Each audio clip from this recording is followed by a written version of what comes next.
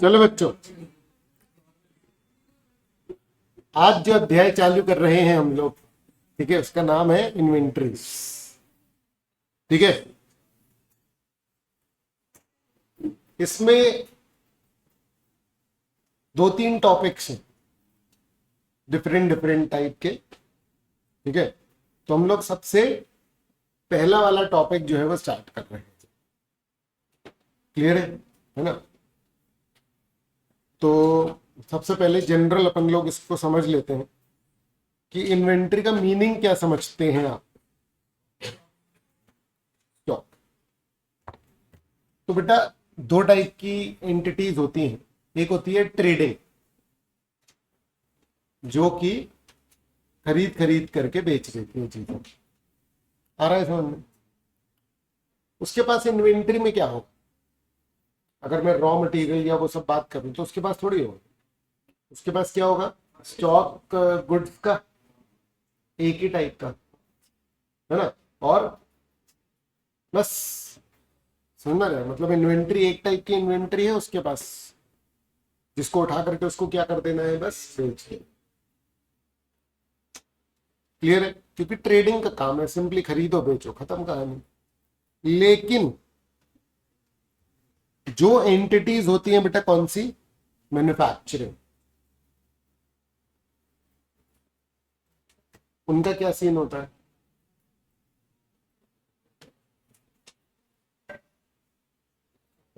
देखो, जब मैं कोई नया टॉपिक स्टार्ट करता हूं ना, तो मैं होता हूं बहुत सेंसिटिव। तो सब मुझे छेड़ो नहीं। या तो 1 घंटे का लेक्चर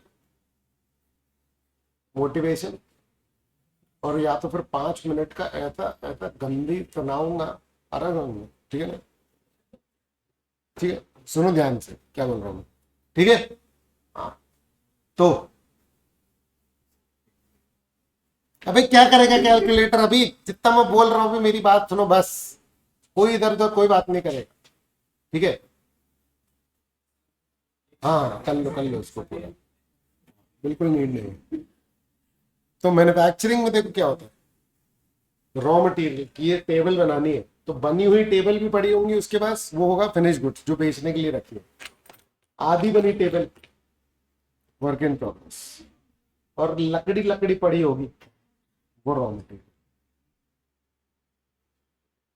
खीले वीले पड़े होंगे, अरे समझ, लोहा हुआ पड़ा होगा। स्टोर्स स्पेयर्स, क्योंकि बड़ी फैक्ट्री होती है ना, तो उसमें भाई मशीन में डालने के लिए पता चला डीजल ग्रीस का भी अच्छा खासा स्टॉक।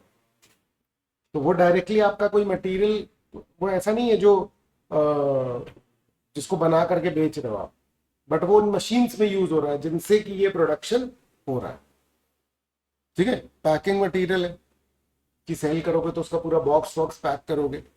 ये वाली बात समझ में आ रही है? तो मैन्युफैक्चरिंग में इतने टाइप के स्टॉक होते हैं। ट्रेडिंग में सिर्फ कौन सा होता है, मतलब कि जो खरीदोगे वो एज इट इज बेच दोगे आप, मार्जिन लगा के, खत्म कहानी। क्लियर है? तो ट्रेडिंग का स्टॉक सिंपल होता है। हम लोगों ने जो चैप्टर्स किए हैं वो यही है, final accounts of a sole proprietor entity. 11th में जो अपन लोगों ने किया।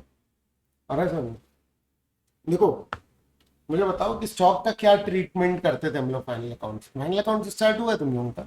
नहीं ना? हाँ बताओ, फाइनल अकाउंट्स में स्टॉक का क्या ट्रीटमेंट करते थे? हाँ हाँ, क्लोजिंग स्टॉक का।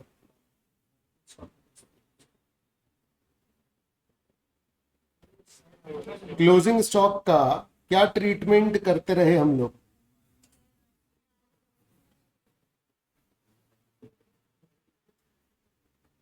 फाइनल अकाउंट्स में क्लोजिंग स्टॉक का क्या ट्रीटमेंट करते थे?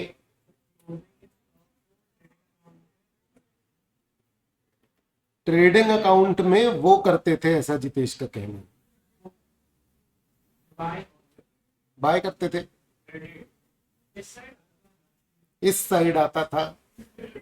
एक तो स्पेसिफिक बात बोल दे, ट्रेडिंग अकाउंट का, हाँ ऐसा बोलना। ठीक है, चुप रहे, बस सही बोल ना, जवाब सही है, क्यों क्यों रुइन कर रहा है उसको? अरे तो अच्छा जवाब दे दिया। और बैलेंस शीट में 6,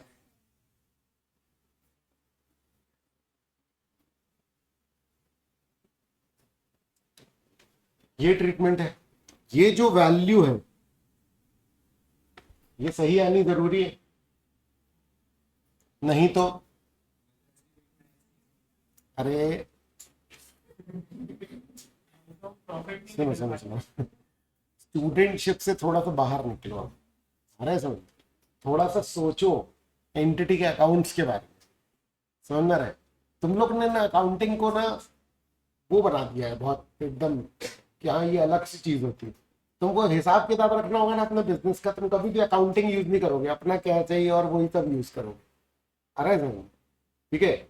और क्यों इसको तुमने मान लिया है पढ़ाई ये अलग से है जिसको पढ़ाई करके अपने को नंबर मिलते हैं, नहीं, इसको एक्सेप्ट करो कि हाँ ये अकाउंटिंग है, इससे हमको क्या मिलती है, इंफॉर्मेशन, हम इसको यूज करते हैं, समझ रहे, ताकि हम अपना बिजनेस थोड़ा और बेहतर कर पाए। ठीक है, तो बैलेंस शीट टैली होगी नहीं, ठीक है। बेसिकली अगर हमारा हमारा स्टॉक जो है वो गलत अमाउंट पर दिखेगा तो हमारी बिजनेस की पोजीशन सही से पता नहीं लगेगी। अगर हमने वैल्यू गलत निकाली तो हमारा प्रॉफिट गलत दिखेगा। क्लोजिंग स्टॉक आप एंड में निकालते हो, अगर मान लो क्लोजिंग स्टॉक की वैल्यू है 1000 तो मैंने दिखाई 900, तो मेरा जो प्रॉफिट है ना यहाँ पर कौन सा वाला प्रॉफिट आता है यहाँ पर, ये ग्रॉस प्रॉफिट 100 रुपए कम दिखेगा। तो आप एक तो ये नोट कर लो कि क्लोजिंग स्टॉक अगर बढ़ता है तो ग्रॉस प्रॉफिट बढ़ता है, क्लोजिंग स्टॉक अगर कम होता है तो ग्रॉस प्रॉफिट कम होता है। भैया एक्सपेंसेस और सेल से फर्क नहीं पड़ता, उनसे भी पड़ता है, सिर्फ उन्हीं से पड़ता है नहीं।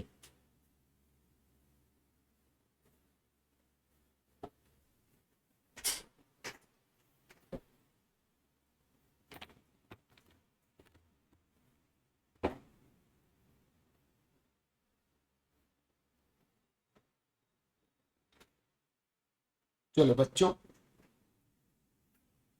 अब बताओ कौन कौन, अब बताओ कौन कौन मेरी बात से डिसएग्री करता है।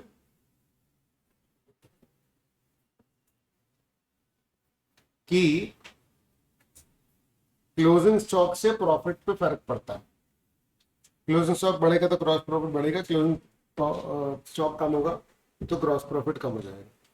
कौन कौन डिसएग्री कर रहा है कि नहीं नहीं यार ये तो सही नहीं लग रहा, क्योंकि ऐसा होता है। ये मैंने तुम्हें जवाब का भी फॉर्मेट दे दिया है, ठीक है, मतलब बोलने वाले जवाब का भी मैं फॉर्मेट दे रहा हूँ तुम्हें, सिर्फ अगर लॉजिक पता है तो फिर तुम्हें डिस्कस करना।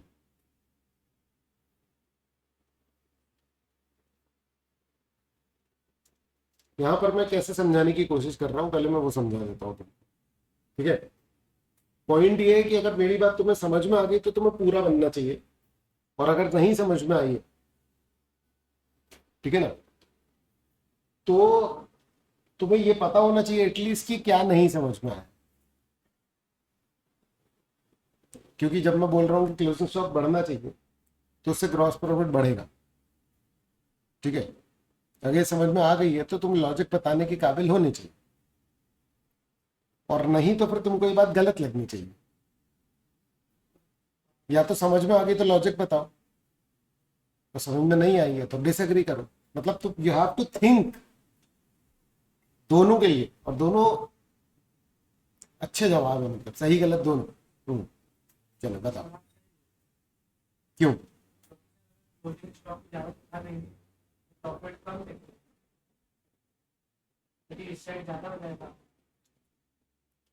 अबे गधे हो तुम, क्यों, तुम तो बात ही डिसएग्री कर गए ना। क्लोजिंग स्टॉक ज्यादा दिखाऊंगा तो ग्रॉस प्रॉफिट, हाँ क्यों,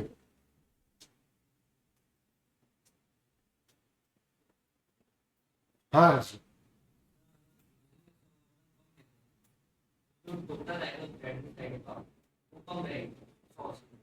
ये ऐसे वाले नहीं पूछ रहा हूँ मैं, ये जो है वो ये तो अकाउंटिंग का हो गया ना, मैं सेंस वाइज पूछ रहा हूं कि क्या सेंस तुम लगाते हो। प्रॉफिट कैसे कैलकुलेट करते हैं बताओ।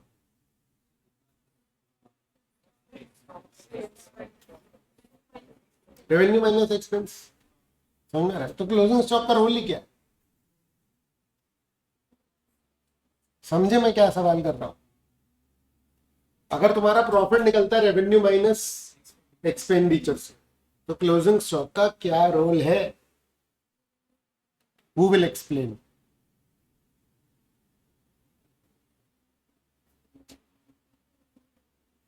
ट्रेडिंग अकाउंट में क्या क्या आता है।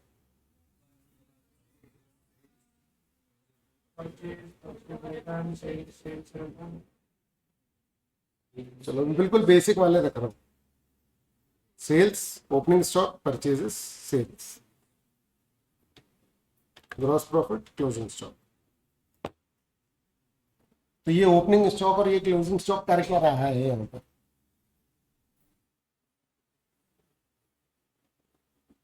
मेरा प्रॉफिट निकलने के लिए ओपनिंग और क्लोजिंग स्टॉक यहाँ पर क्या करना है।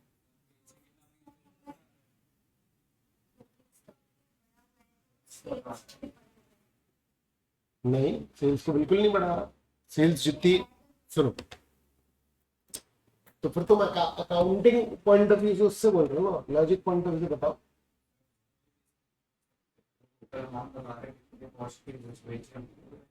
क्या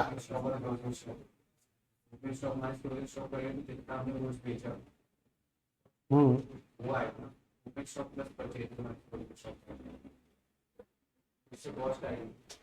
तुम ये कह रहे हो कि अगर मैं ओपनिंग स्टॉक प्लस, बेटा सारे लोग मेरी बात सुनो, क्योंकि मैं अभी इस पॉइंट पे कम से कम 4 चैप्टर एक साथ डिस्कस कर रहा हूं तुम्हारे साथ, आ रहा है समझ, ठीक है ना। मतलब 3-4 चैप्टर के जो बेसिक्स हैं वो इसी पर आधारित है, और इससे तुमको एटलीस्ट ये समझ में आएगा कि सोचते कैसे हैं किसी भी चीज के बारे में। हम लोग के साथ दिक्कत ये है ना कि हम लोग सवाल नहीं करते, हम लोग चीजें जैसी बता रही जाती है ना वो हम एक्सेप्ट कर लेते हैं कि अच्छा ऐसा ऐसा करना है, ओके कर देंगे, फिर ऐसा ऐसा आ जाएगा। पर क्या क्यों के सवाल है ही नहीं किसी के पास। समझ रहे कि भाई क्या कर रहे हो, क्यों कर रहे हो, तुम्हें पता होना चाहिए ना, है कि नहीं। भैया हम एक बहुत मीनिंगफुल चीज कर रहे हैं, हम एक ऐसे प्रोफेशनल बनने वाले हैं जो प्रॉब्लम सॉल्व करें। प्रॉब्लम सॉल्व ऐसे थोड़ी करेंगे कि हमको समझ में नहीं आ रहा, हमको किसी की जाकर के अकाउंटिंग नहीं करनी है। चार्टर्ड अकाउंटेंट बनने के बाद तुमको जर्नल एंट्री नहीं करनी है, समझ में आ रहा है। उस अकाउंटिंग के लिए हम लोग बहुत बेसिक से लोग हायर कर सकते हैं, और वो काम आज की डेट में सॉफ्टवेयर कर ले रहा है। समझ में आ रही है बात। आपको इसको समझना है ताकि आप डिसीजन मेकिंग और अलग लेवल पर वो काम कर पाओ। You have to understand trading account. समझ में आ रही है बात। अभी जो आप लोग बोल रहे हो ना कि हाँ इसको इस साइड लिखना पड़ता है, इसको, ये पूरा क्लरिकल है, जो कि ऑब्वियस सी बात है 11th में अपन लोग ऐसे ही सीखते हैं, ठीक है ना। लेकिन अब इसको सोचने की कोशिश करो, तो वो आपको क्लियर होगा जब आप सवाल करोगे इससे related. Opening stock plus purchases less closing stock, है ना, इससे क्या आता है, कॉस्ट ऑफ गुड सोल्ड। कभी किसी ने इस फॉर्मूले के बारे में सोचा है कि यहाँ हो क्या रहा है। तो देखो, ओपनिंग स्टॉक मतलब पिछले साल से बचा हुआ स्टॉक, मान लो वो 100 रुपए का है, प्लस मैंने इस साल 500 का खरीदा, तो कुल मेरे पास 600 रुपए के गुड्स थे, समझ रहे। और मान लो कि 50 के बच गए, तो मैंने इस बार 550 रुपए के गुड्स बेच दिए हैं। सीओजीएस वर्ड का मीनिंग सोचो, आराम से क्लियर हो जाए। गुड्स जो भी मैंने बेचे उसकी cost, cost of goods sold, what is this, cost of goods not sold, cost of goods left in the godown. मान लो कि मेरी सेल्स जो है वो कितनी है 700, 700 रुपए सेल प्राइस पे गुड्स बेचे, प्रॉफिट कैसे निकलेगा। 600 रुपए के गुड्स थे ना टोटल, 600 के गुड्स माइनस कर दोगे तो प्रॉफिट आ जाएगा, कि 550 माइनस करोगे तो प्रॉफिट आएगा। क्यों, गुड्स तो 600 के थे ना। तो यही है मैचिंग कॉन्सेप्ट। ये है मैचिंग कॉन्सेप्ट, कि आप उन गुड्स की इनकम दिखाते हो जो आपने बेचे और उन्हीं गुड्स की कॉस्ट। और इसीलिए मुझे क्लोजिंग स्टॉक यहां पर लिखना पड़ता है ताकि मैं परचेजेस की वैल्यू को रिड्यूस, मतलब बेसिकली कॉस्ट को रिड्यूस कर पाऊं। क्योंकि ये जो सेल्स है ना 700 की, इस 700 को मुझे, ये 700 जो गुड्स बेचे उनकी सेल प्राइस है, तो जो गुड्स बेचे उनकी कॉस्ट प्राइस से मेरे को क्या करना है, माइनस। यहां आ रहा है 100 और यहां 500, मैंने जितने के खरीदे पूरी वैल्यू थोड़ी ना माइनस कर दूंगा।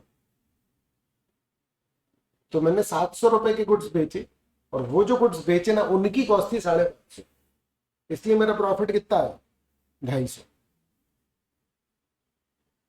हेलो, क्लोजिंग स्टॉक कितने का बचा, 50। बेटा क्या समझ में आ रहा है कुछ? देखो ये है मेरा ट्रेडिंग अकाउंट, जिसमें कि मैंने सेल कितने की करी बेटा, 700। क्लोजिंग स्टॉक कितने का था, 50। Opening stock 100, purchase 500।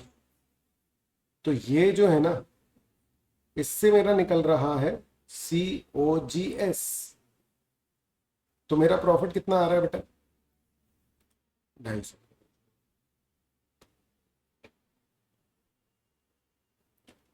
मुझे अपनी कॉस्ट कब पता लगती है कि कितने रुपए के गुड्स बेचे, जब मैं क्लोजिंग स्टॉक को कंसिडर करता हूं।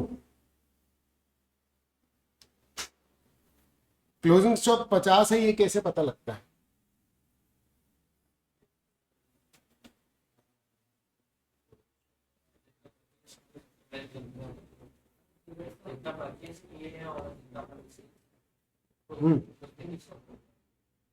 जितना आपने परचेज किया और जितना सेल किए उससे अपने को क्या पता लग जाएगा, क्लोजिंग स्टॉक नहीं।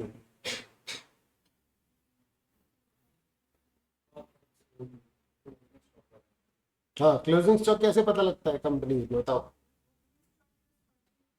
नहीं, क्लोजिंग स्टॉक कैसे पता लगता है, फॉर्मूला वॉर्मूला कुछ नहीं, मैं प्रैक्टिकली पूछ रहा हूँ। हाँ,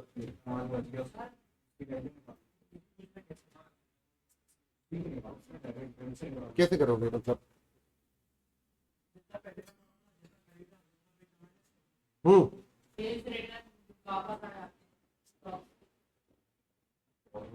ऐसे तो एक आध रैंडम आइटम थोड़ी बोलो, पूरा प्रोसेस बताओ ना। ये क्लोजिंग स्टॉक 50 आया होगा तो ये कैसे आया होगा? हम्म किस दिन की बैलेंस शीट है ये, मतलब ये ट्रेडिंग अकाउंट वगैरह कब बन रहा है, 31 मार्च। हम्म बताओ। Cost of goods sold closing stock से निकाल रहे हो तुम? तुम मुर्गी पहले आई कि अंडा वाला हो जाए ना फिर।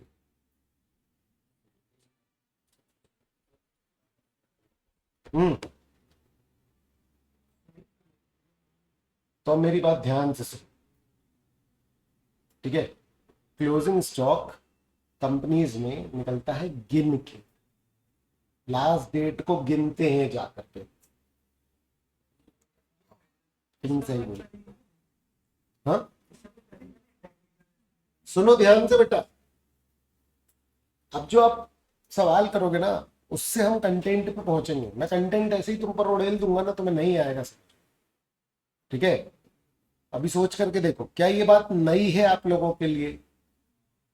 क्या आपको ये बात अभी पता चल रही है कि हाँ क्लोजिंग में गिनते हैं और जो वैल्यू निकलती है उसको ला करके यहाँ पर लिख देते हैं? पता है आपको ये बात? प्रैक्टिकली 90% से ज्यादा कंपनीज में यही हो रहा है, ये पता है? नहीं, गिनते ही नहीं रह जाएंगे ना, एक ये तरीका होता है। तो इसमें अगर प्रॉब्लम लग रही है तो उसका दूसरा तरीका जो होता है उसको कहते हैं परपेचुअल इन्वेंट्री सिस्टम, जो ज्यादा हैवी पड़ता है। तो बहुत बड़ी कंपनीज एक्चुअली में उसको मेंटेन करते हैं, लेकिन ज्यादातर कंपनीज में क्लोजिंग स्टॉक को फिजिकली गिनते हैं और उसको वैल्यू करते हैं और यहाँ पर लिखते हैं। इसीलिए क्लोजिंग स्टॉक इंडिपेंडेंटली प्रॉफिट को इफेक्ट कर देता है। अगर आप क्लोजिंग स्टॉक को ऐसे निकाल रहे होते ना, कैसे कि ओपनिंग जितना है, जितना खरीदा और माइनस जितना बेचा, तो आपके क्लोजिंग स्टॉक के वैल्यूएशन पे प्रॉफिट डिपेंड नहीं करता। नहीं है समझ में। अगर मैं ये बोल रहा हूं कि आपके क्लोजिंग स्टॉक के वैल्यूएशन पे क्या डिपेंड कर रहा है, प्रॉफिट, इसका मतलब क्या है कि क्लोजिंग स्टॉक मेरा कैसे निकल रहा है, इंडिपेंडेंटली। पर हम जो अभी फर्स्ट मेथड करने वाले हैं ना, फर्स्ट जो तरीका करने वाले हैं, उसमें हम लोग ऐसे ही करने वाले कि जो है हमारे पास ओपनिंग प्लस जितना खरीदा और माइनस जितना हमने बेच दिया, हम ऐसे ही निकालने वाले हैं क्या, स्टॉक क्लोज। मैं अभी आपको रेलेवेंस बता रहा हूं इस चैप्टर का, क्योंकि इस पूरे चैप्टर में जो जो हम करने वाले हैं वो इन बातों पर पूरा पूरा आधारित है। क्या ये क्लियर है? हम क्लोजिंग स्टॉक वैल्यू करते हैं क्यों, ताकि बैलेंस शीट टैली हो जाए, ताकि प्रॉफिट निकले, ताकि हमको सही प्रॉफिट पता लगे और हमारी फाइनेंशियल पोजीशन सही दिखे, हमको अपने बिजनेस के बारे में सही आइडिया लगे। इस बात को समझो। देखो आपको ना आगे चल के आपको कोई ये क्वेश्चन सॉल्व नहीं करना, आपके पास क्लाइंट आकर के सजेशंस मांगे, तो आपका जो नॉलेज है वो इस पर होना चाहिए ना, कि भाई इन्वेंट्री तुम कितनी रखो और क्या रखो, मतलब 50 चीजें एट ए टाइम सोचनी पड़ती है उससे। क्या ही क्लियर है? हेलो, ठीक बात है, चलिए। हाँ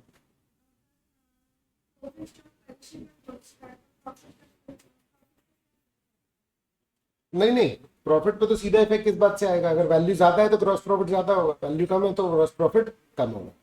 तो यहाँ मेन ये है कि क्लोजिंग स्टॉक को गलती से ज्यादा वैल्यू कर दिया तो आपका ग्रॉस प्रॉफिट बढ़ा हुआ दिखेगा, और गलती से कम वैल्यू किया तो आपका ग्रॉस प्रॉफिट कम दिखेगा।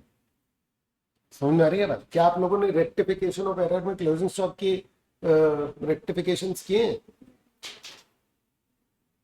फाइनल अकाउंट्स में करेंगे आप लोग, इसीलिए तो 11th में याद है आपको, सारे आइटम अलग से करते थे, क्लोजिंग स्टॉक अलग से करते थे, वो ट्रायल बैलेंस के बाहर होता था। क्यों? क्योंकि वो फिजिकली गिना जाता था। रिलेट हो रहा है? रिलेट हो रहा है? किसी को ये याद आ रहा है कि आपने जितने भी क्वेश्चंस किए थे सब में क्लोजिंग स्टॉक बाहर दिया हुआ था ट्रायल बैलेंस के, क्योंकि वो आ ही बाहर से रहा है, गिना जा रहा है। समझ में आ रहा है? ठीक है, चलो।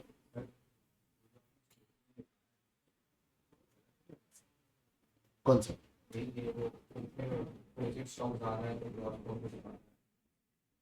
सही है ना?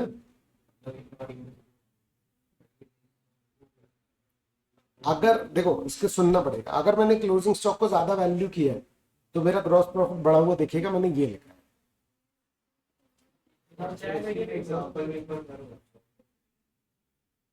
हाँ देखो, मान लो कि मैं इसको वैल्यू करूं 150, तो मेरा प्रॉफिट कितना आएगा, 350।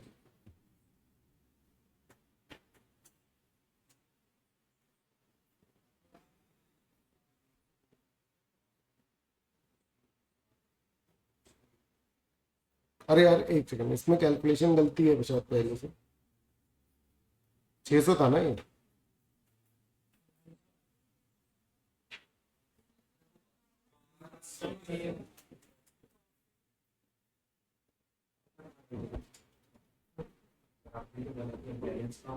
बैलेंस हो रहा है ना, 750 यहाँ है, 750 यहाँ है।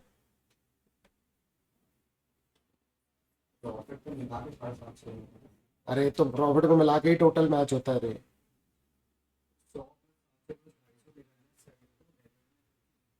400,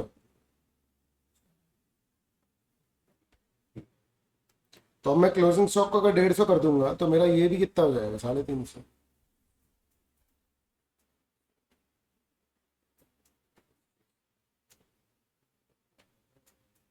नहीं आया समझ?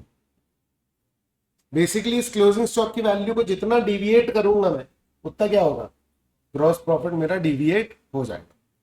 अगर क्लोजिंग स्टॉक मेरा इसी से निकलता तो इसके डिविएशन पे डिपेंड कर जाता ना मेरा, यानी इसमें से हर आइटम पे क्या डिपेंडेंट है मेरा, प्रॉफिट। पर वह मेरा चैप्टर कौन सा चल रहा है, स्टॉक। ठीक है ना? तो अभी अपन लोग सबसे बेसिक वही काम करते हैं जो हमको लॉजिकली पता भी है, कि भाई जितना था, मान लो 100 यूनिट्स थे, है ना, फिर अब देखो क्या होता है कि मैन्युफैक्चरिंग में तो बेचना कहो या इशू करना कहो, कि रॉ मटेरियल जो है वो आपने क्या कर दिए, इशू कर दिए, तो इसमें से 50 इशू कर दिए, तो बैलेंस कितना बचा, 50। लेकिन ये तो यूनिट्स में है ना बेटा। हेलो, काय में है ये, तो मतलब हमको क्या चाहिए, वैल्यू। तो ये 100 कितने में खरीदे गए थे, मान लो 10 रुपए में। हेलो, तो कितना हुआ,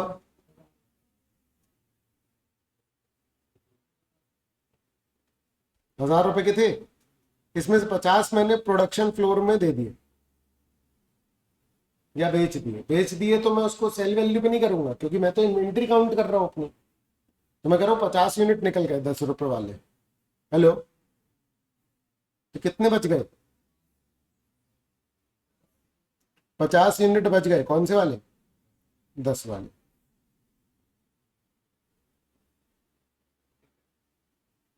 अब पूरे साल का एक बार में थोड़ी पता होता है, हमको तो बहुत सारे ट्रांजेक्शन होते हैं ना साल भर में, तो साल भर इस ट्रांजेक्शन को हमको क्या करना पड़ेगा, करना पड़ेगा। क्यों, क्योंकि आपके पास ओपनिंग रहेंगे, तो आपने ओपनिंग लिख लिए कि हाँ भाई मेरे पास कितने का बैलेंस पड़ा है, 1000 का, ये फर्स्ट डेट में। सेकंड मैंने 50 इशू किए, तो 10 के हिसाब से इशू हो गए, कितने बच गए, 50 बच गए। हेलो,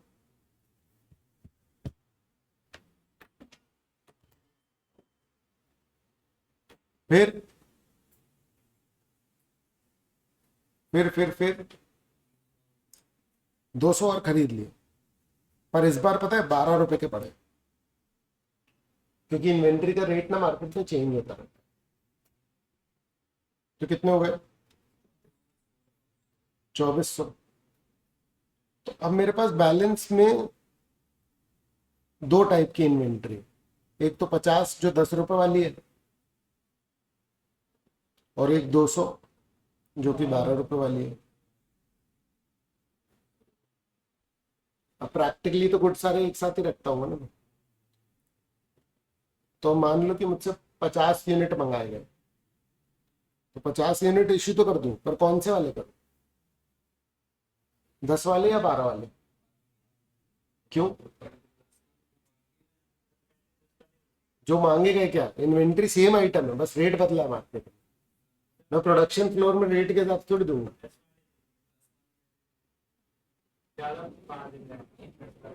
नहीं, प्रॉफिट का सवाल ही नहीं, तो मैं तो इन्वेंट्री वैल्यू कर रहा हूँ।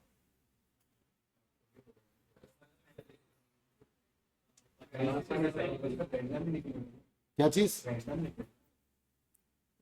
क्या रैंडम निकलेगा, किसी की भी क्वांटिटी निकल सकती है, लेकिन मुझे अगर वैल्यूएशन करना है तो मुझे, मैं निकालूंगा प्रैक्टिकली कोई भी, बट वैल्यूएशन के लिए मुझे कोई तो नाम देना पड़ेगा ना कि ये कौन से वाले। मैं अपनी बची हुई इन्वेंट्री को वैल्यू कैसे करूँ, मैं तभी कर पाऊंगा ना जब मैं ये बोलूंगा कि कौन सा इश्यू होगा। इसी पर हमारे 3 मेथड बेस्ड हैं। ये एक्चुअली में एक आंसर है जो कि मैं आपको करा रहा हूं, समझ आ रहा है। इसका फर्स्ट मेथड जो है उसका नाम है फीफो, जिसको अगर मैं फॉलो करूं तो इसका मतलब ये हुआ कि ये जो पहले वाले हैं ना, ये मैं पहले इशू कर रहा हूं, और फिर बैलेंस कितना बचेगा, 200 इंटू 12 कितना होगा, 2400। अगर मान लो कि मैं फीफो नहीं लगाता, मैं कौन सा मेथड लगाता हूं बेटा, एक अलग सा मेथड है जिसका नाम है लीफो। याद रखो ये अलाउड नहीं है, पर वो बुक में है इसलिए हम लोग को ये करना पड़ता है। वो 10 साल से लिखा आ रहा है कि हाँ लीफो है, अगर किसी किसी ऐप में हो सकता है, तुमको मेथड तो आना चाहिए ना, बस ये बात है। तो अगर लीफो है तो इसका मतलब होता है last in first out. LIFO का मतलब क्या होता है, फर्स्ट इन फर्स्ट आउट, जो पहले आया वो पहले जाएगा। लास्ट इन फर्स्ट आउट का मतलब क्या होता है, जो बाद में आया वो पहले। तो मैं क्या करता हूं, इंटू 12, तो कितना होगा 600। अब मैं यहाँ लिखूंगा 50 मेरे पास 10 रुपए के रेट वाले पड़े हुए हैं और 150 12 के रेट वाले। समझे क्या? कितना हुआ 1800। बोलो बच्चे। तो एक लीफो है, एक फीफो है, और बेटा जानते हो एक और मेथड है, वेटेड एवरेज। एक सिंपल एवरेज भी है, वो बहुत ही घटिया सा है ना, वो भी बता दूंगा। चलो, एक होता है सिंपल एवरेज। सिंपल एवरेज क्या है?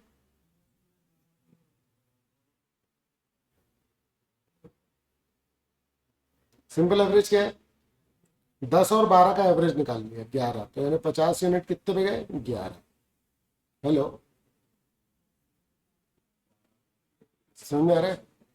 कितना होगा? 550। और फिर बचे कितने? 200। किस रेट पे बचे? 11 पे।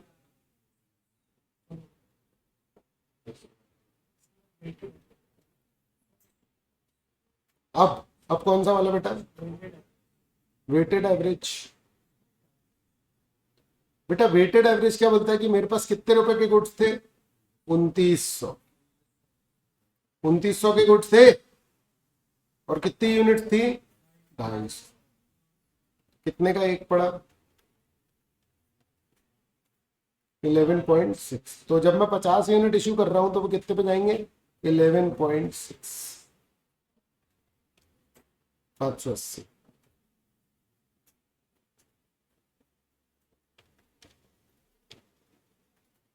2320 बचा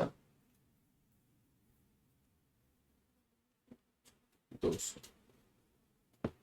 बोलो बेटा, समझ तो नहीं आ गया कहीं?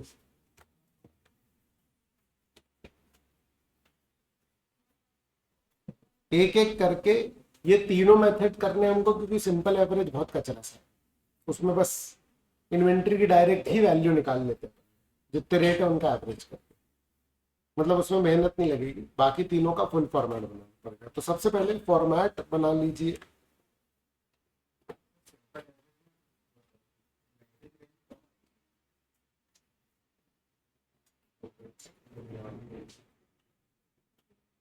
वो डिपेंड करता है पहले रेट ज्यादा है कि बाद में है। तो पहला कॉलम होता है receipt,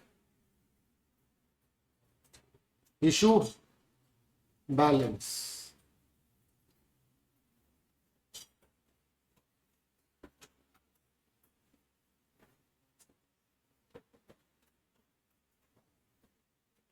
quantity rate amount, quantity rate amount, quantity rate amount, ये है आपका खांचा। आ रहा है समझ में?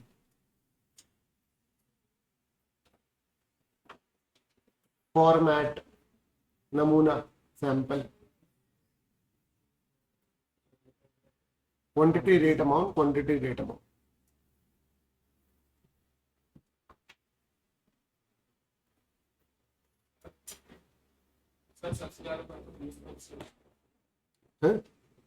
फीफो और वेटेड प्रैक्टिकल। लीफो बैंड,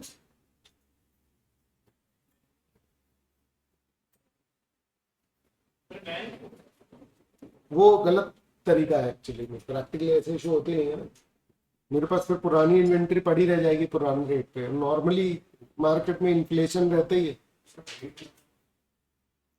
हाँ बेटा, क्या प्राइस जो अपन लोगों ने किया ना, ये 10-12, ये जो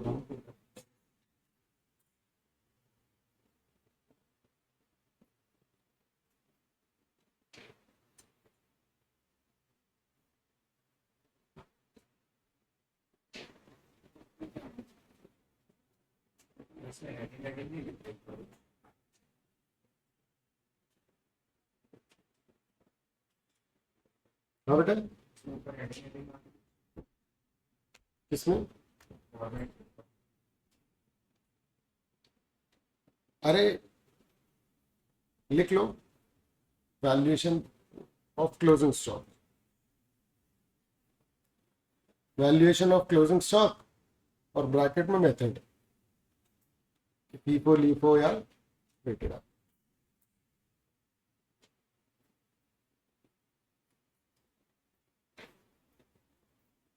ये भी पहला हिस्सा चालू हुआ इस चैप्टर का, 3 हिस्से हैं इसके अलग अलग। ये बार भी है ही नहीं, कुछ नहीं कह सकते। 0 to 15, 0 to 15।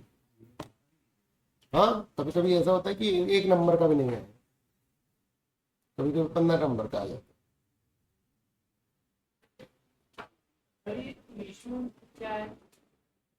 कि जो जा रहे हैं ना इन्वेंट्री, हमको ये पता लगाना है कि कितना बची है, तो जितना आया और जितना गया। देखो, आप जब बेचते हो तो आप 50 रुपए में बेच रहे हो, लेकिन यहाँ 50 थोड़ी लिखोगे, आपका तो वैल्यूएशन किस पे होता है? अरे सुनो ध्यान से, ये लाइन लिख लो। Inventory is valued at cost और NRV whichever is lower।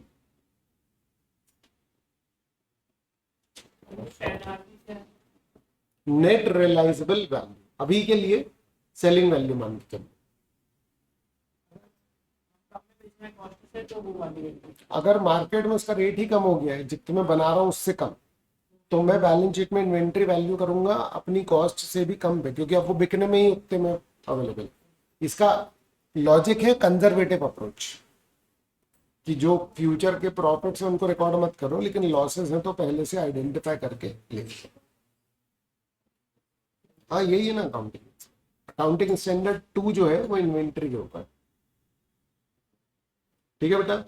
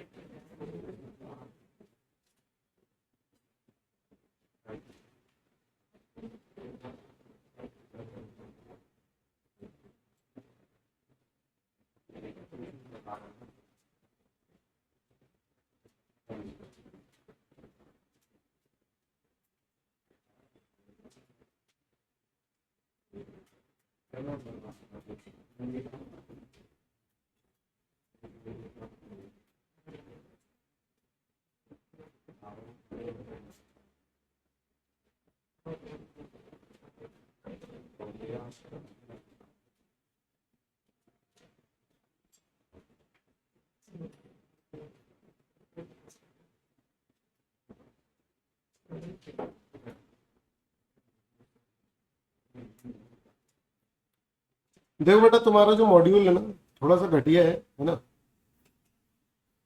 तो मैं तुमको, हाँ लेकिन वैल्यू उसी की सबसे ज्यादा। नहीं नहीं, यही मॉड्यूल की। एनसीईआरटी का भी तो ऐसे ही है ना कॉन्सेप्ट, कि घटिया कितना भी हो वैल्यू उसी की है। तो ऐसे अपना इंस्टीट्यूट का भी है ना।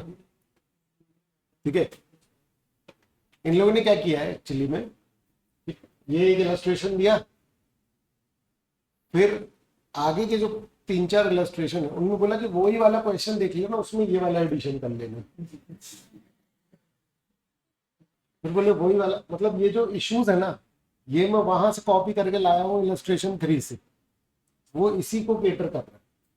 क्योंकि उसमें क्या लिखा हुआ है देखो, इन द प्रीवियस एग्जाम।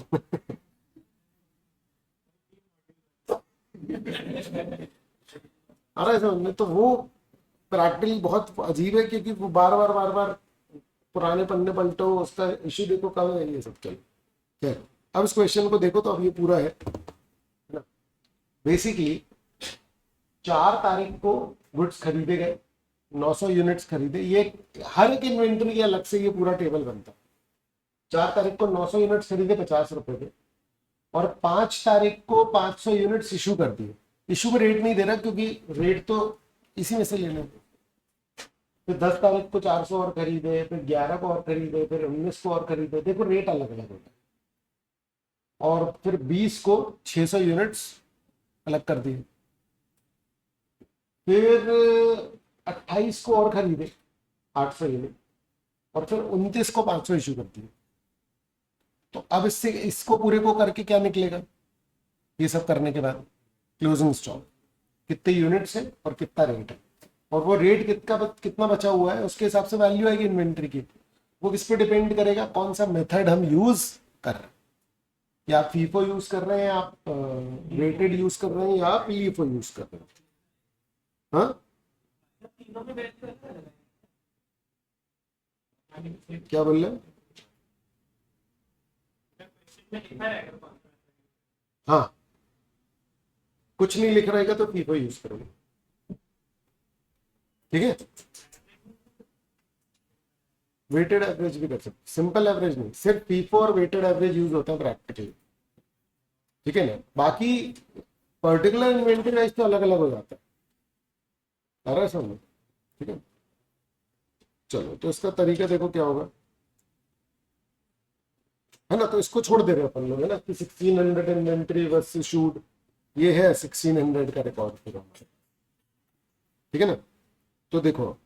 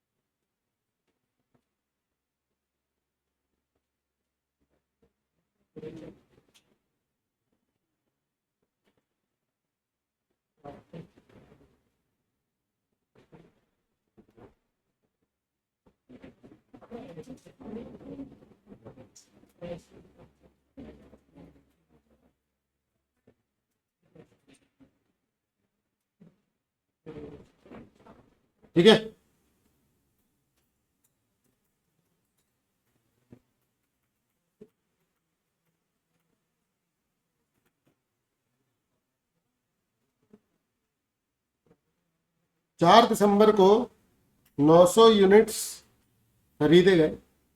यहाँ कॉलम बना लेना तुम लोग, है ना, quantity rate amount, quantity rate amount, quantity rate amount, है ना। हाँ, ये एक मैं करवा के दे दे रहा हूँ, तो तुमको समझ में आ जाएगा कि क्या फ्लो रहेगा इसका, ठीक है ना। तो ये कितना आ गया, 45,000। हेलो, मैं अभी फीफो से करवा रहा हूँ, आया समझ में, क्लियर है। हो सकता है कि बुक में हो ही ना ऐसे, क्योंकि उन लोगों ने 1600 पूरा एक साथ दे दिया है ना। आंसर सेम आएगा, मैं बताऊंगा अभी, ठीक है। तो इश्यू तो इस डेट को है नहीं, तो बैलेंस इसी दिन कितना बच गया बेटा, 950 के हिसाब से कितना हुआ बेटा, 45,000। ये क्लोज हो गया। हेलो, अब 5 दिसंबर को क्या हुआ बेटा, इशू हुए 500 यूनिट्स। हेलो, तो अभी मेरे पास कोई मल्टीपल रेट्स है नहीं, तो at any point of time rate कितना आएगा, 50। कितना हुआ, 25,000। अब मेरे पास बच गए 400 यूनिट 50 के रेट से 20,000 के।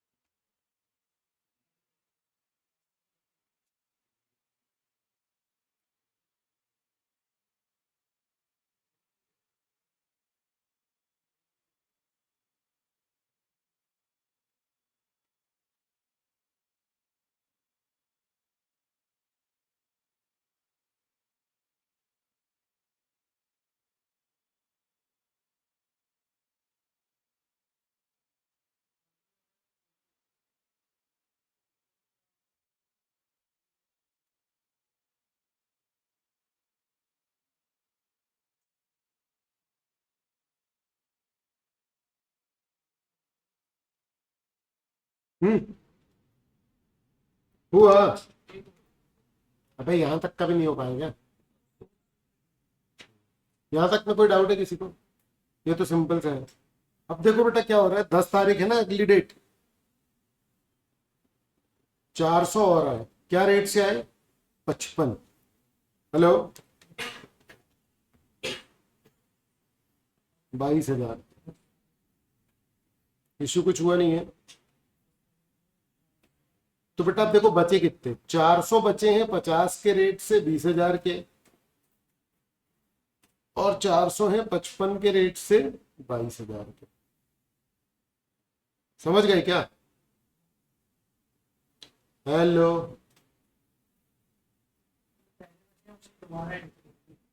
बैलेंस पूरा हर बार अपन लिख रहे हैं।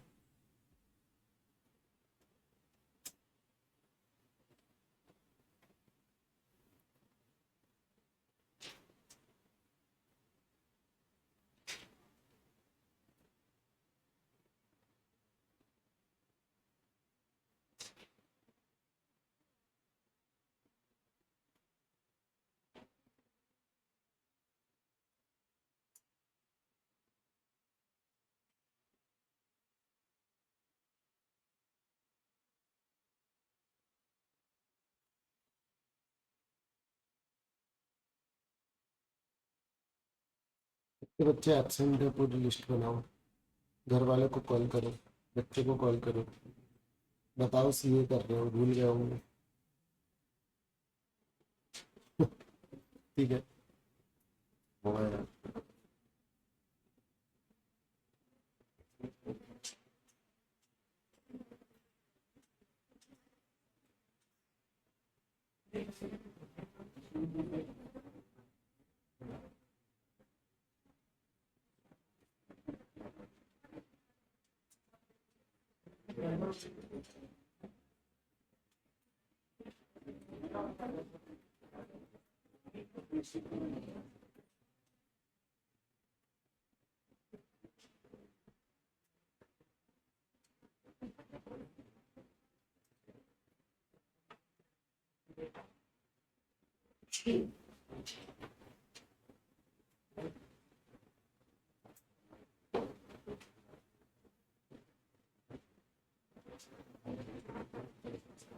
हम्म।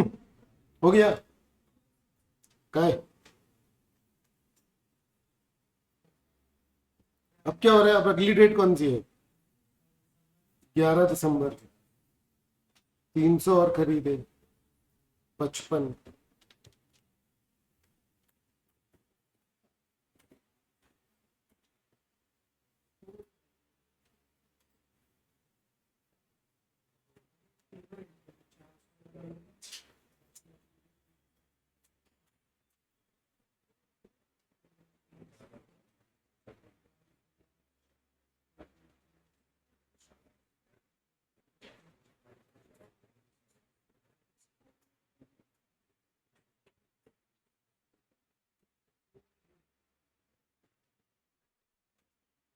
अगली कब हो रही है? 19 को।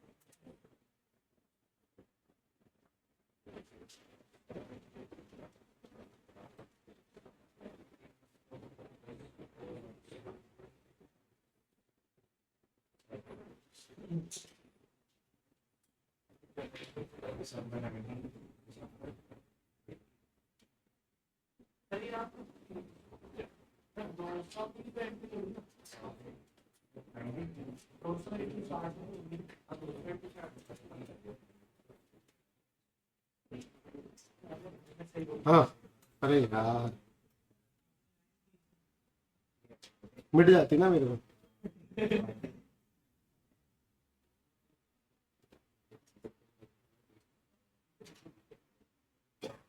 तुम लोग नहीं कर सकते।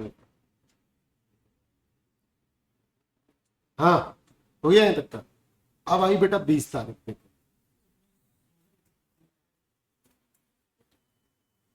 अब जो हो रहा है वो मेथड पे डिपेंड करेगा, है कि नहीं। कौन सा मेथड अपन यूज कर रहे हैं, ठीक है। 600 यूनिट इश्यू किए तो कौन से वाले जाएंगे, पहले पहले 400 और ये दूसरे वाले 400 में से 200। देखो ये देखो, ये देखो, ये 20 तारीख को 600 यूनिट्स इशू कर रहे हैं, तो पहले वाले पहले जाएंगे, तो ये इन दोनों में से जाएंगे, है कि नहीं। तो हाँ, नहीं मतलब लिख सकते हैं, लेकिन वो प्रोसेस फॉलो करते हैं अपन लोग। 400 ये और 200 कौन से वाले, 55 वाले। तो अब कितने बचे, 200 ये वाले बचे, 55 वाले। हेलो, हैं 300 ये वाले बचे, 300 भी 55 वाले बचे। 55 3 या कितना होता, 55 का टेबल नहीं आता है, 165, 16 500, अरे वो तो लिखा ही हुआ। और 200 यूनिट 60 वाले, 12 वाले।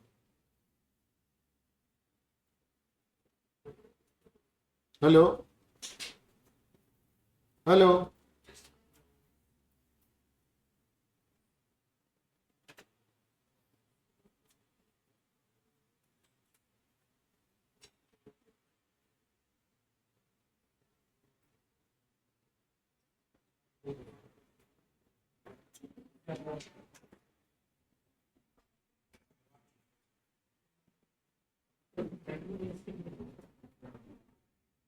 अब आई 28 तारीख।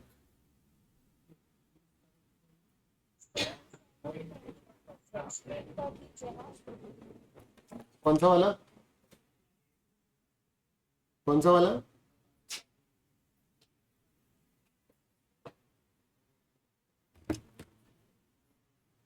अरे एक सेकंड,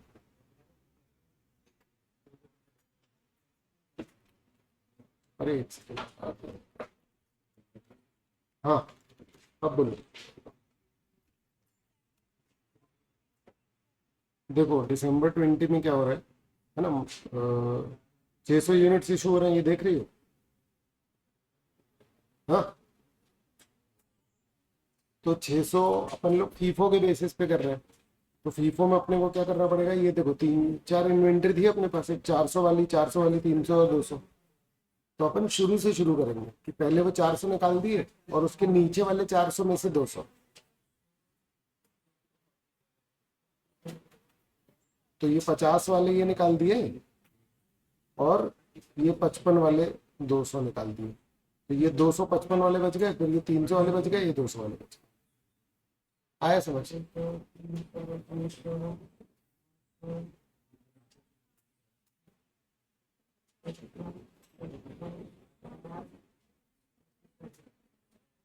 हाँ माई बोल। हेलो, अच्छा तेरी आवाज नहीं आई थी ना, माइक ऑफ कर ले।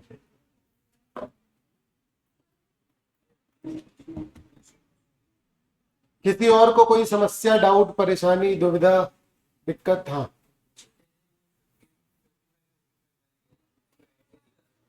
कर सकते हैं, कोई फर्क नहीं पड़ेगा। अपन अभी प्रोसेस फॉलो कर रहे हैं ताकि कंफ्यूजन ना क्रिएट हो।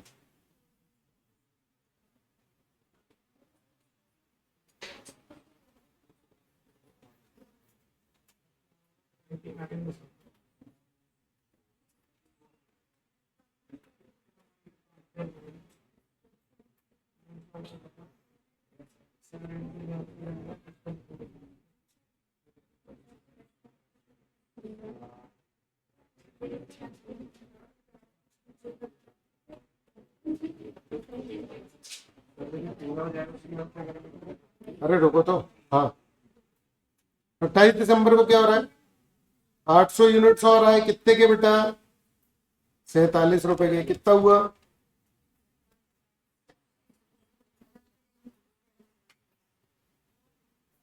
255 के हिसाब से 11,000, 355 के हिसाब से 16,500, 260 के हिसाब से 12,000, 847 के हिसाब से 37,600,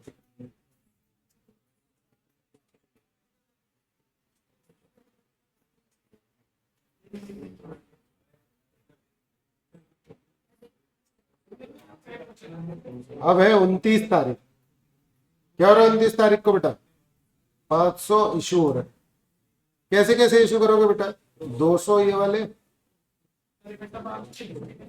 अरे लिख सकते हो भाई अगर रेट सेम है तो।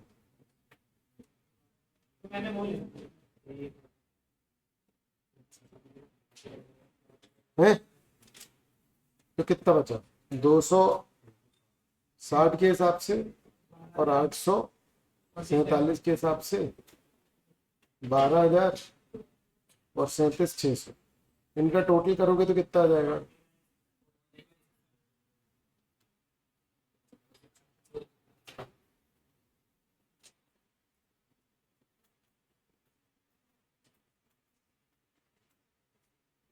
ये देख रहे हो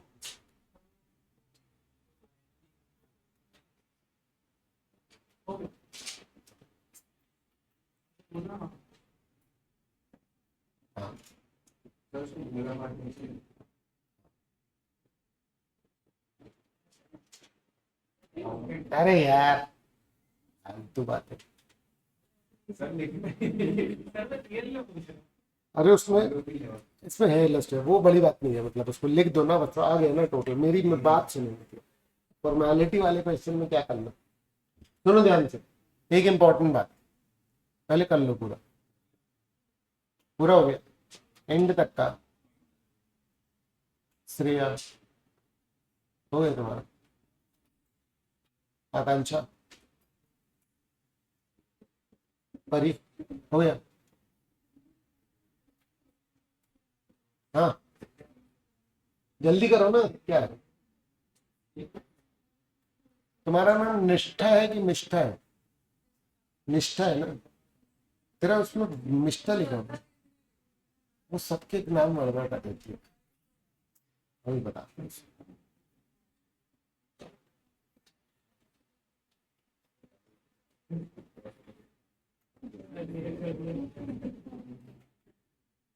मुझे लगा मेरे को गलत था।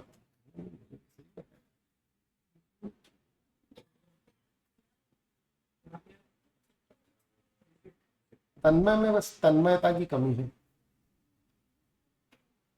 बाकी तो सही रहता है। तन्मयता का अच्छा मीनिंग पता है ना तेरे को? तन्मयता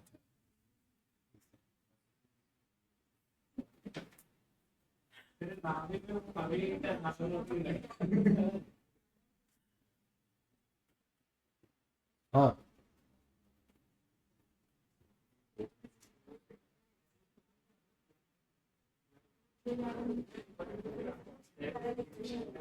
ऑनलाइन कौन गायब हुआ है? एक वक्त चलो अच्छा सुनो, एक चीज सुनो।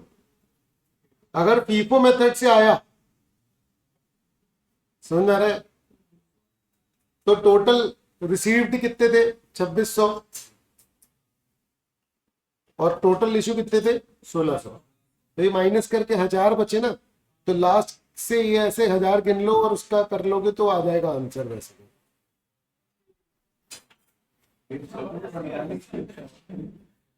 तो भैया फिर इतना फॉर्मेट क्यों बनवाए? क्योंकि बेटा आगे के मेथड के सोल्यूशन ऐसे नहीं होंगे। अच्छा, और फॉर्मेट सेम बनेगा, तरीका सेम रहेगा। हम्म हम्म फीफो मेथड से देखो क्या है, एग्जाम के साथ अपन रिस्क लेते ही नहीं है। आ रहा है समझ? ठीक है ना? तो फीफो से आंसर लिख दो और वेटेड का वो बना दो फॉर्मेट, है कि नहीं? क्या? नहीं नहीं, वेटेड से अलग आता है ना। ठीक है, क्या बोल रहे हो? किससे कर रहे हो?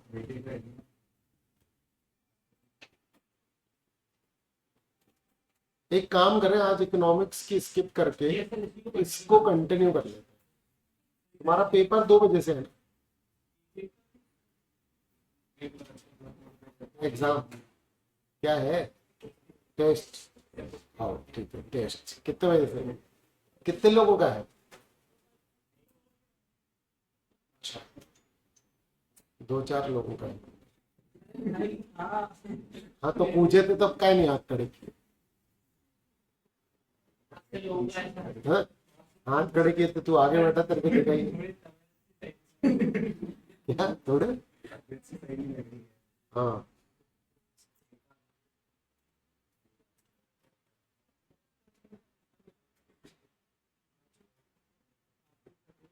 चलो बेटा, दूसरा मेथड बता दो। अब मैं आपको दूसरा मेथड बताऊंगा, कौन सा?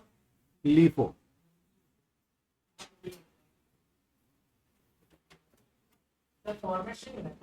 हाँ, पर वैल्यूज बदल जाएंगे।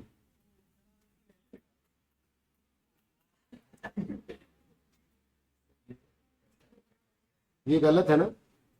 हाँ बेटा।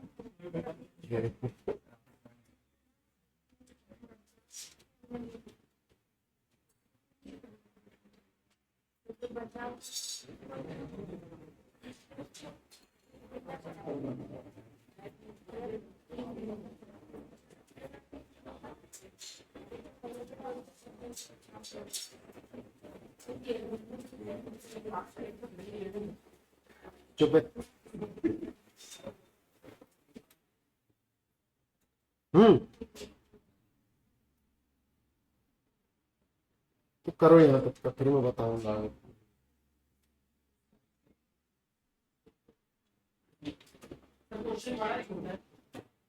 क्या इतना ही है? सेम क्वेश्चन है, मेथड दूसरा होगा। दूसरा मेथड कौन सा होगा? लीफो।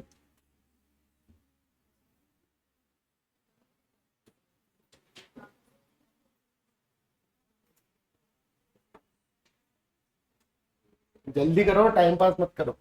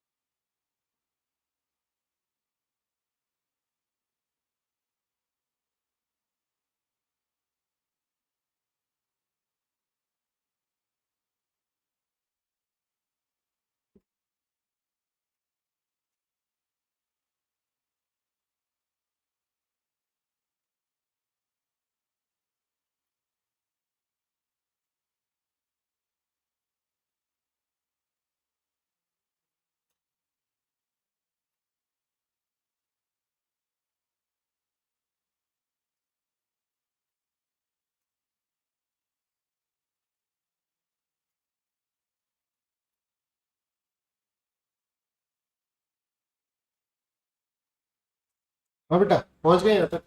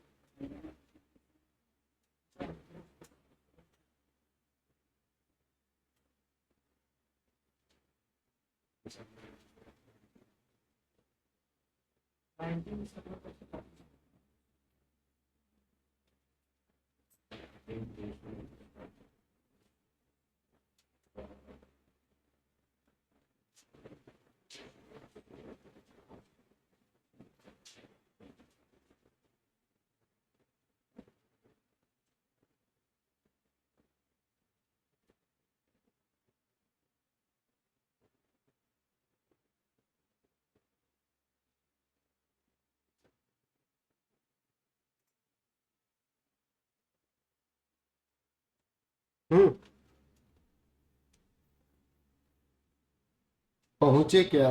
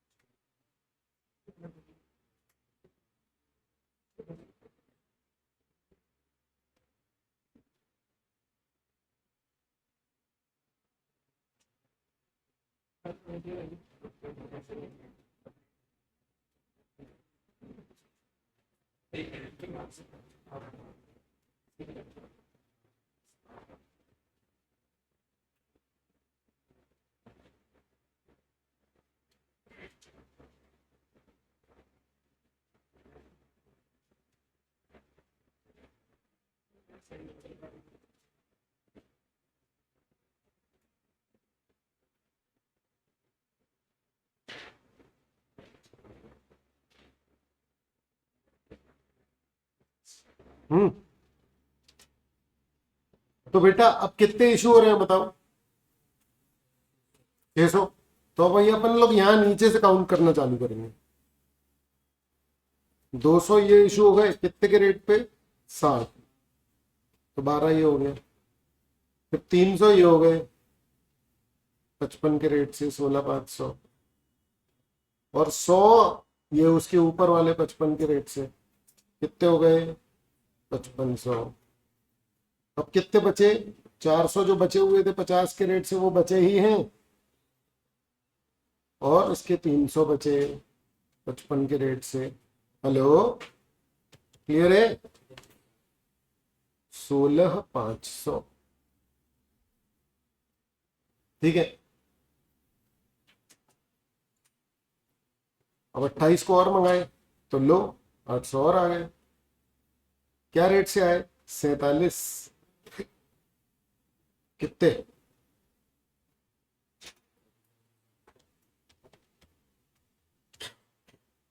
37,600 है। अब कितने बचे देखो, 450 के रेट से, 355 के रेट से, और 847 के रेट से, यानी 37,600। देखो बेटा 29 को क्या हो रहा है। 500 यूनिट्स इशू हो रहे हैं, और अगर इशू हो रहे हैं तो क्या रेट से होंगे? 47।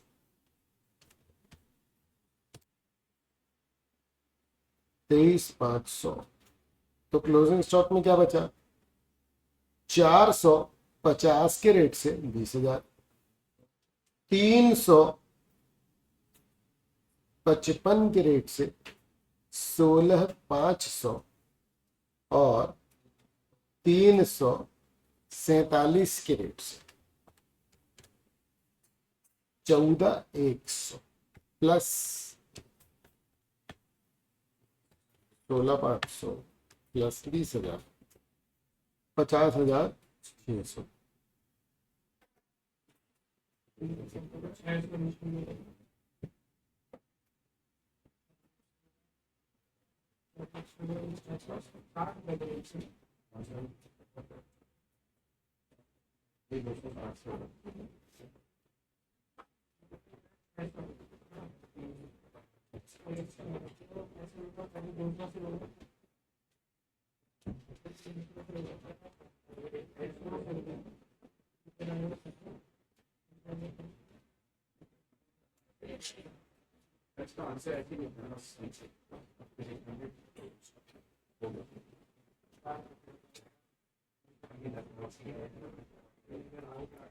हाँ बेटा, ये वाला क्वेश्चन अगर आते हैं तुम्हारे तो कितना अच्छा रहेगा सोचो।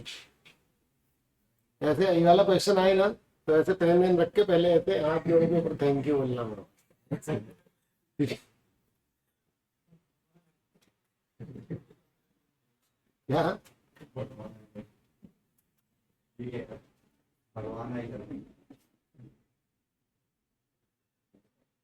देखो सुनो, क्या है, मेरी बातें ध्यान रखोगे तो ही समझ में आ पाएगा क्या बोलना चाह रहा हूँ। पर एक्सपीरियंस करके ही समझ में आएगी। मेरे को कई बार ऐसा लगता है कि मैं बोल तो दूंगा लेकिन क्या ही मतलब निकलेगा। लेकिन चलो ठीक है, बोल देता हूँ। देखो, इजी चीजें भूल जाओगे, समझ में ये इतना सड़ा है कि लोग एक बार करते हैं समझ में आ जाता है और फिर करते ही नहीं है, तो बेसिक मेथड ही भूल जाते हैं। एग्जाम में गलत करके आए ये वाले क्वेश्चन बच्चे। क्यों? क्योंकि भूल ही गए थे क्या कर।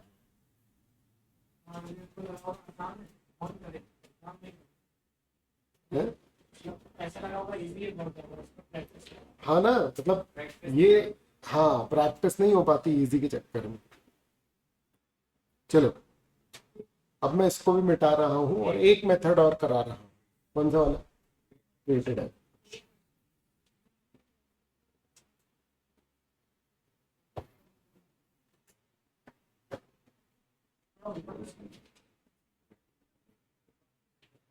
क्या ही करेगा वो, देख देखते हैं। हाँ, तो उसके लिए पहले खुद से करना पड़ेगा ना। नहीं तो क्रॉस राइटिंग है ये तो, सेम का होगा।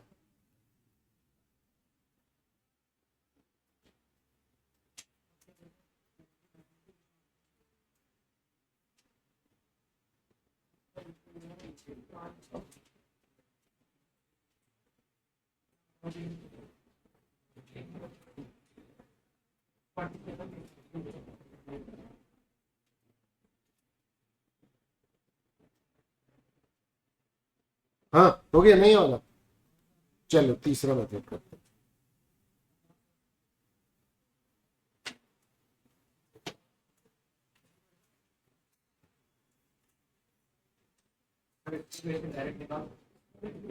क्या बेटा? नहीं, ये वाला मत करना। किसी किसी क्वेश्चन में निकल भी जाएगा लेकिन सारे क्वेश्चन में नहीं निकलेगा ये। इसमें कोई शॉर्टकट नहीं लगेगा, समझे? अगर इसमें तुमने शॉर्ट लगाने की कोशिश की तो तुम्हें शॉर्ट पड़ जाएगा।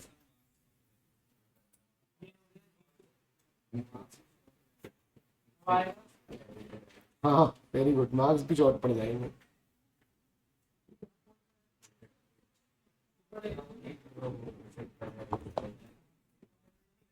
है? अरे कर लेंगे भाई, बताया ना, वो बहुत ही सड़ा सा है, इसमें कुछ करना ही नहीं होता है। अब सुनो, अब हम लोग करने वाले हैं कौन सा? Weighted average. देखो बेटा,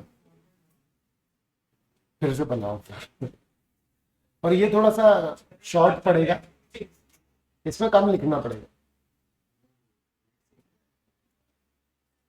इसमें बैलेंस एक ही लाइन का आएगा क्योंकि रेट का एवरेज निकल जाए।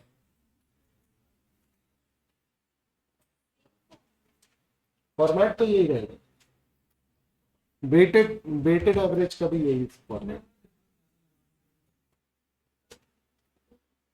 वेटेड एवरेज लिख लो।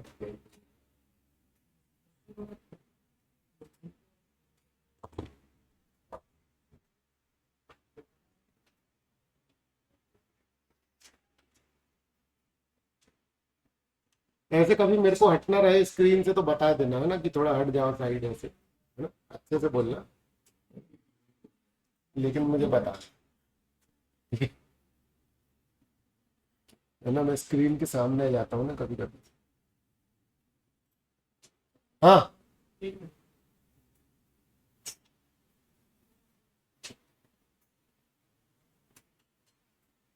रेट का कॉलम छोटा कर देना, तुमने ध्यान दिया होगा तो समझ में आएगा। पहले मैंने इसको ब्रॉडली 3 पार्ट में डिवाइड किया, फिर बीच बीच में 2-2 लाइनें खींच दी रेट के लिए। देखा?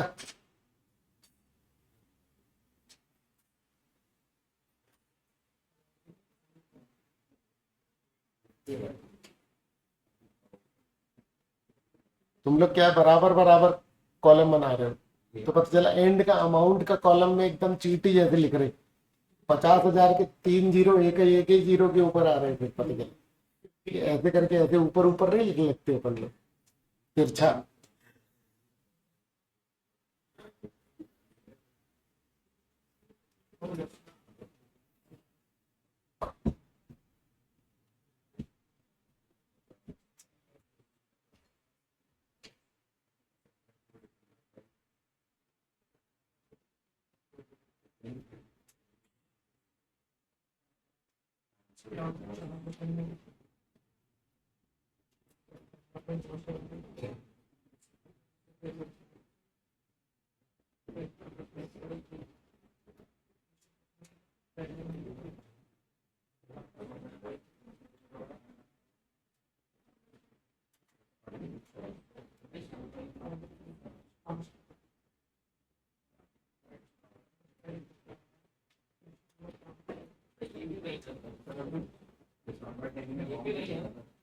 अरे इतना तो लिखो पहले शुरू का, 5 दिसंबर तक का लिखो, 10 दिसंबर से मैं बताता हूँ। 4 और 5 का लिख लो पहले, 10 को जो ये आया ना, इसका बैलेंस कैसे लिखना है ये मैं बताऊंगा तुम्हें। 4-5 हो गया है? नहीं हुआ, करो करो।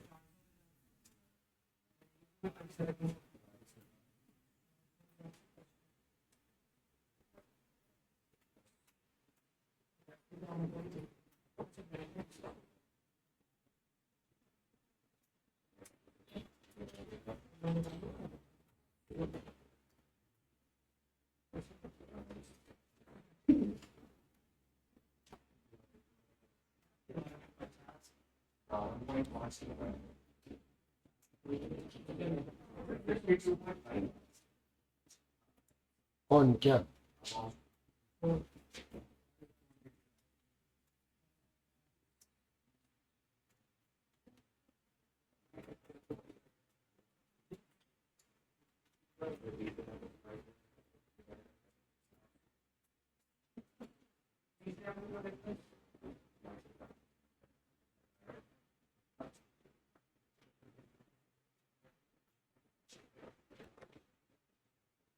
हाँ, अब देखो बेटा, देखो देखो देखो, ये 20,000 है, 20 कितने के बच्चे थे? 20,000 के बच्चे थे, कितने के और आ रहे? 22। तो सीधे इनका टोटल लिख दो यहाँ पर 42। कितने के थे? 20। कितने के और आए? 22। टोटल कर तो 42 हो गए। अच्छा, कितने यूनिट बचे थे? 400। कितने और आए? 400। कितने हो गए? 800। और बस अब इसको डिवाइड करके रेट निकाल के बीच में लिख दो, 52.5।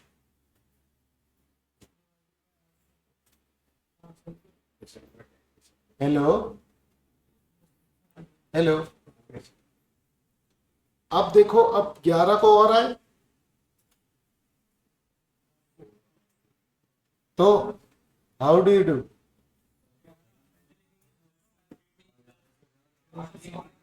हाँ, 42,000 प्लस 16,500, 58,500 हो गया। 58,500। और यूनिट्स कितने हो गए? 8 और 3 1100। Hello,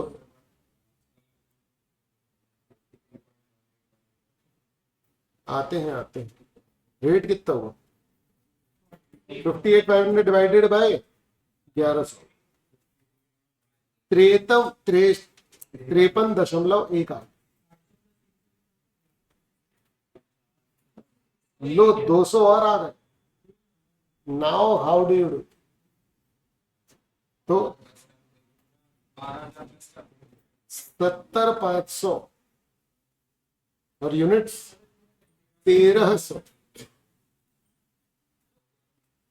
70,500 divided by 1354.23।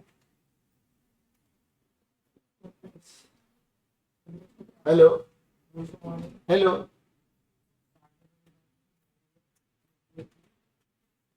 हाँ क्या हुआ क्या? अबे लिख ले, फोटो खींचे पड़ा है बस। है? बता तो दे, स्माइल नहीं कर पाया मैं।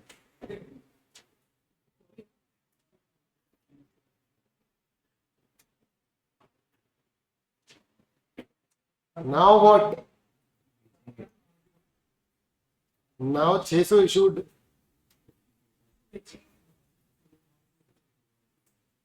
50 54.23 जगह ही कम बची है रेटेड के हिसाब से।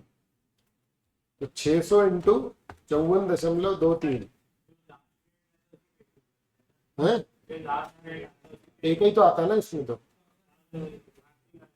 अरे एक ही तो आ रहा है।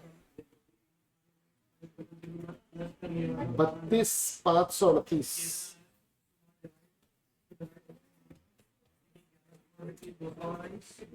37,962। कितने बचे? 700। हेलो, बोलो भाई, सब ठीक है? नहीं है ठीक? हाँ? क्या बोल रहे? क्या हो गया?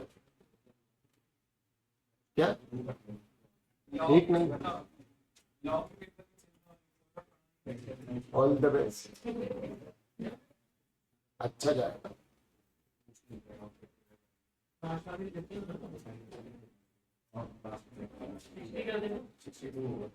क्या हुआ? वही तो, मेरे को भी तो अपनी बीवी का फोन आता है।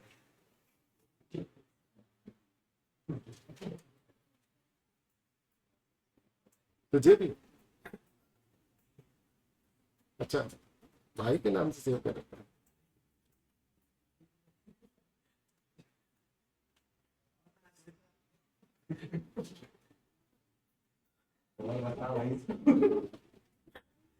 रिकॉर्ड हो रहा है, सब बच्चों को सुनाई देगा जितने क्लासेस कर। हाँ क्या रे?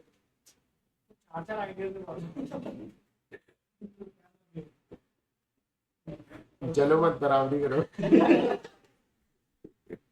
एक ट्रक के पीछे लिखा हुआ है तुम्हारे।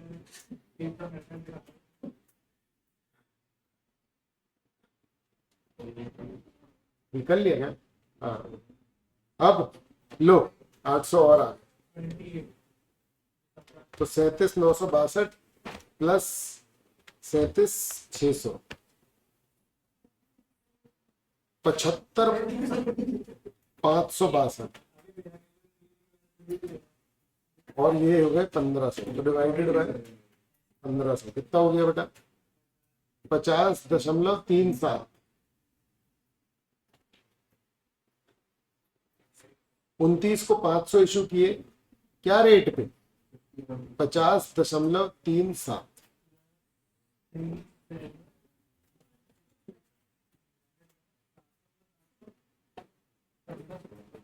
25,187।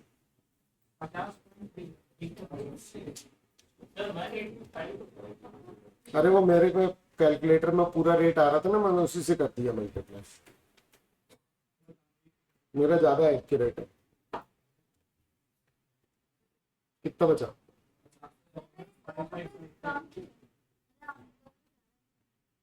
क्योंकि मैंने इसके पॉइंट्स बहुत सारे लिए।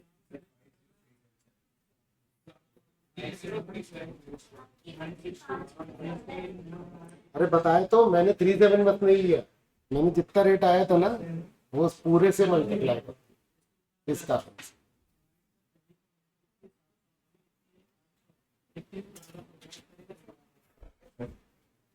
हाँ भैया, तो बस यही है रेट। यही है क्लोजिंग स्टॉक। ये चैप्टर नहीं हुआ है, इस चैप्टर का एक छोटा सा हिस्सा है ये बस। अभी तो शुरू हुआ, अभी तो पार्टी शुरू हुई है। ये नहीं आता है 15 नंबर। हाँ 5-6 का तो आएगा। हाँ उतने भी तो फ्री के ही है ये वाले। देखो अकाउंट्स का पेपर बहुत टफ तो नहीं आता है, लेंदी आता है लॉ रीजनेबली लेंदी। और रीजनेबली मतलब अगर 12 से कंपेयर करोगे तो टफ ही लगेगा। बट जैसे जो तिकड़म होता है ना, वो तुम लोगों को बाद में समझ में आएगा कि अकाउंट्स का पेपर टफ होता कैसे है। अभी तो अकाउंट्स को बेसिकली टफ बोला ही नहीं जा सकता। अगर उसमें कैलकुलेशन पेचीदा हो, 4 चीजें सोचनी पड़े, इफ बट लगाना पड़े, तो फिर वो होता है टफ। अभी तो बहुत सीधा सीधा सा है, अकाउंटिंग में कुछ खास ऐसा है नहीं।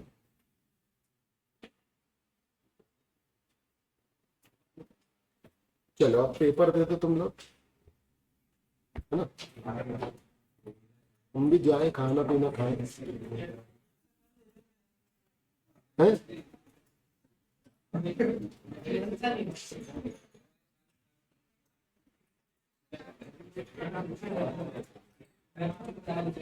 चलो होमवर्क देंगे कर लेना, ठीक है।